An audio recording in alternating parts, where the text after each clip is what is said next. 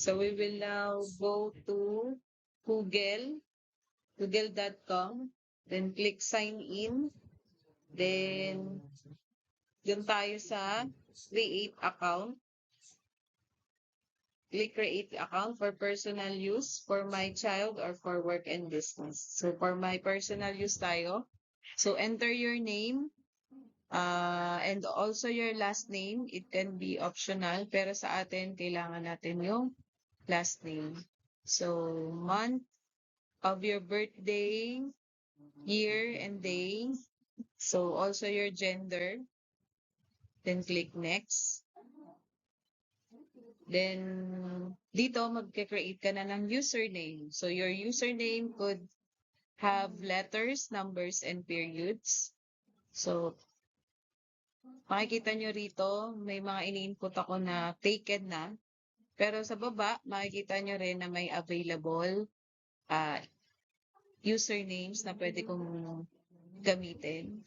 So, kung meron talaga kayong particular username na gustong gamitin, i-try nyo lang i-mix and match. So, dito medyo natagalan ako para kasing yung mga available ay hindi ko matandaan. Kaya, pumili na lang din ako. Then, dinagdagan ko ng isang lang. So, after that, we will create a strong password with a mix of letters and numbers and symbols. Dapat minimum of 8 characters and may mix siya ng letters, numbers, and symbols. So, yun.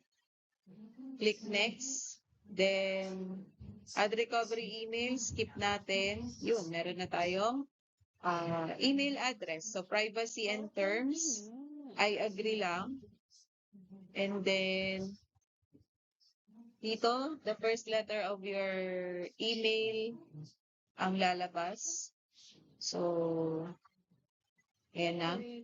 Click natin yung 9 circles na yon, then click natin yung Gmail. Okay?